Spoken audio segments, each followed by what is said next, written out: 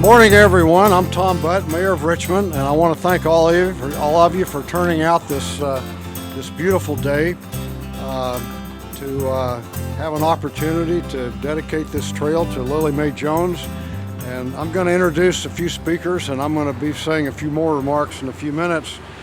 So we're going to start with Tootie Marr, who most of you know as the Pogo Park person, who has played a really pivotal role in organizing the community and fundraising and writing multi-million-dollar grant applications and so forth. So, Tootie.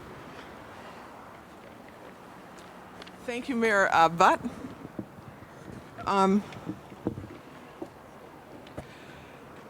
We're here to honor Lillie Mae Jones, who for Pogo Park has been an absolute visionary hero.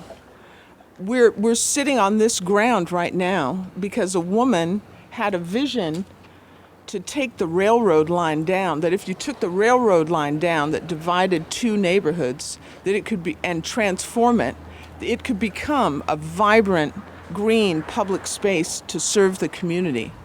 And from what I've heard about Lillie Mae is she went for something like 15 years every single week to the city council with this vision.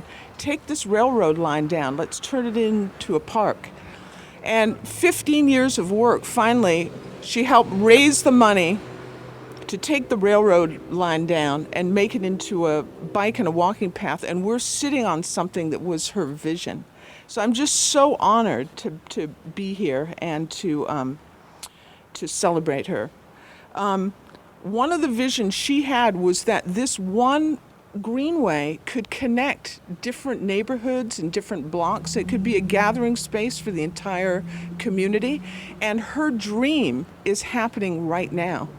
That the Richmond Greenway is a 3-mile bike and walking path through the central core of Richmond, and there are different community groups that have gone in and reclaimed part of the Greenway and say, this is our land, and we're going to do the best possible job to make this piece of land come alive. So the piece of land you're sitting on here from Harbor Way to 8th Street is Pogo Park's adoptive spot, that we're one of 17 groups that are on the Greenway, really actualizing the dream of Lillie Mae. How can we have a necklace of all these jewels all linked together to make this beautiful space?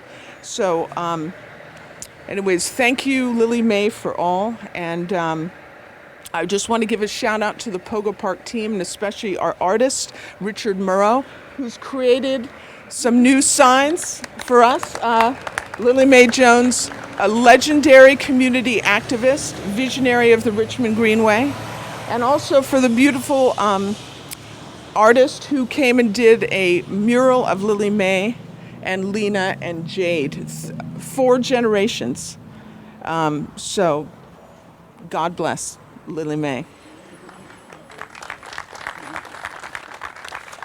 Thank you, Tootie. And next we have Matt Holmes, who is the Deputy Director of Groundwork Richmond, an organization that's been involved in the Greenway now for, 10 years maybe? 7 years, okay. They've just done so much, it feels like 10 years.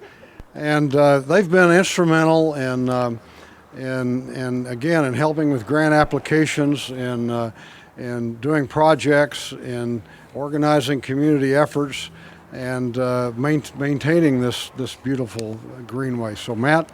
Thanks, Tom. Yeah, thank you for that.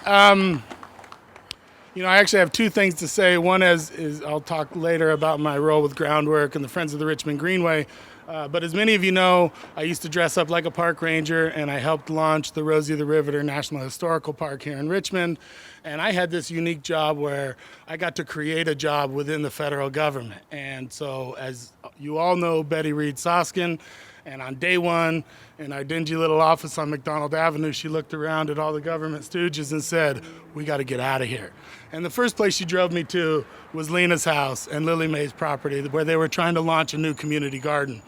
And, so since that moment, my perspective of Richmond has been very much colored by Lillie Mae's colorful descriptions of Richmond. And as you know, those of you that knew Lillie Mae, you all know Lillie didn't mince words. And she told you what her vision was. She told you what her expectations were of you.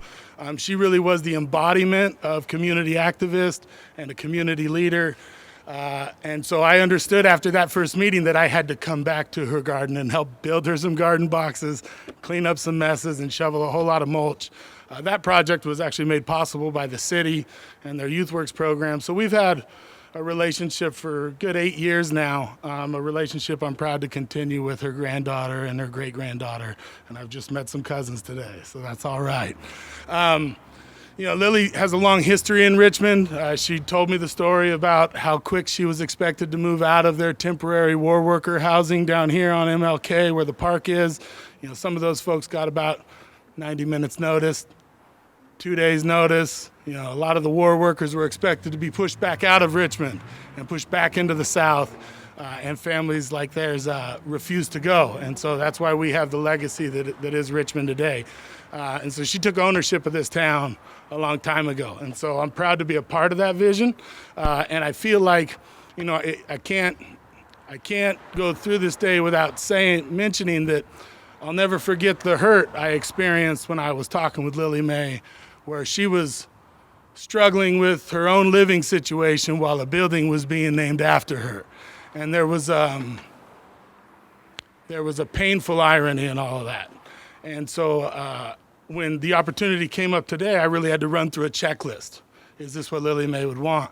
And I can say with confidence, you know, having followed Pogo Park and Urban Tilth and the Watershed Project, who have been out here for, you know, over a decade, hustling and working together and making the argument that this is a valuable piece of land that Lillie Mae pushed us towards, that we are doing something that Lillie Mae would be proud of and would believe that her name belongs on. So I'm proud to be here today. I think naming the trail was like the least controversial decision we ever made. Yeah, who else would you name it after? Well, she's watching. You know, she's watching, absolutely. So with a little bit of fear and a whole lot of hope, everybody voted unanimously that this was going to be the Lillie Mae Jones Trail. And just to sort of define our role in that, I co-convene the Friends of the Richmond Greenway with Shyam Shabaka and Eco Village. And together, we've worked on this amazing Unity Park project that's really been made possible by the city. Lots of cities would have said no to 17 people with 17 visions coming together to define one space. I see Mama Earth back there. I forgot to mention you as well. Cure Me's been out here since day one. A lot of cities would say no. And so I'm proud to be in a city where community voices are valued. And what you're seeing is preparation for groundbreaking here, and from 4th Street all the way through 20th Street, a remarkable $6 million linear park that's community designed, the community values it. It's the kind of thing that people have taken ownership of. And so we hope to inspire that same kind of activity and investment on the Eastern Greenway from Carlson Boulevard all the way down to San Pablo Avenue, where there's already groundbreakings underway. So on behalf of Forge, Groundwork Richmond, and our green team, whose very first project was your garden, I thank you guys for coming out today, and it was a good use of your time. Have a good day. Thank you, Matt. Now, maybe all of you know the history of this, but I'm just going to give you a couple of important pieces of information. This greenway was once a right-of-way for the Santa Fe Railroad, and it went all the way from Girard Boulevard on the west, all the way into Oakland, I think. It was certainly through Berkeley, and the railroad abandoned it in 1975, and they transferred the land to each city that it went through. So Richmond, El Cerrito, Albany, Berkeley, and the cities on the other side of San Pablo Avenue, from Berkeley through Oakland, they got on it and they started creating what we now know as the Ohlone Greenway, and it was up and being used in the by the time the early 90s rolled around. But this part of it was nothing but a dump. It was weeds this high, it was trash, it was a source of crime and blight in the city of Richmond. And Lillie Mae Jones, who was a community leader, a person of vision, and a person who spent her life trying to improve Richmond and make lives better for Richmond, she knew that we had to do something with this. It just wasn't right, and it was such a potential asset for the city and the neighborhoods through which it goes. So she started organizing people and got the ball rolling to get Richmond to do what these other cities had done, and turn this into a greenway instead of a dump. And I guess the best way, you've all heard the phrase lately, and she persisted. That's, that's Lillie Mae. I tell you what, for years, so I started working with her on this in the early 90s. And I don't think a week went by, I didn't get a call from her. Now, Tom, what are you going to do about that greenway? And she was just all over it. And she was involved in every aspect of planning it and getting it done and getting the grants and so forth. And we finally actually got some money and started getting some planning going in the early part of the 2000s. And at that time, she did something else that I think was really important. There was a lot of suspicion in these neighborhoods about the greenway. People were saying, I don't think it's a good idea. Why don't we just give the land to all the neighbors on both sides and let's lock it off, because it's going to be nothing but a source of crime and blight. People are going to go down there and they're going to come into our backyards and steal our stuff and so on and so forth. So I think one really important thing that Lillie Mae did was to talk to people and say, no, that's not what's going to happen. This is going to make you safer. It's going to improve the value of your property. It's going to make the neighborhood a better place to live. And it's going to make Richmond a better city.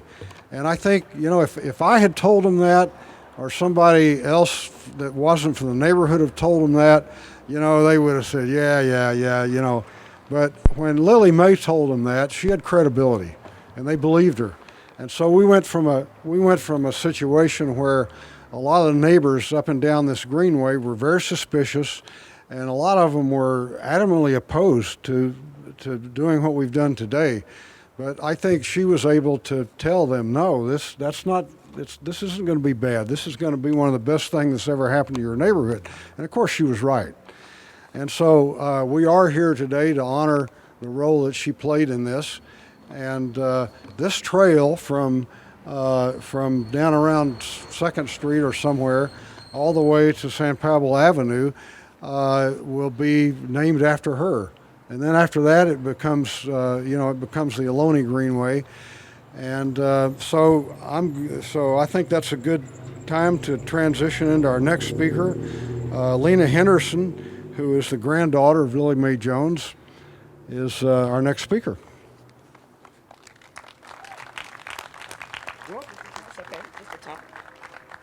Hello, good old community of City of Richmond. Howdy. Well, as you all know, my grandmother was the grandmother for the City of Richmond. And she was the mom to some. I'm just here to accept her acknowledgments for my family and accept the torch that my grandmother has passed on to me, and continue her legacy. If it ain't right, what is the city worth? We have to do better for our kids, for our community, as well as our city. So everybody step their game up, and let's make Richmond a better place. And God bless us all.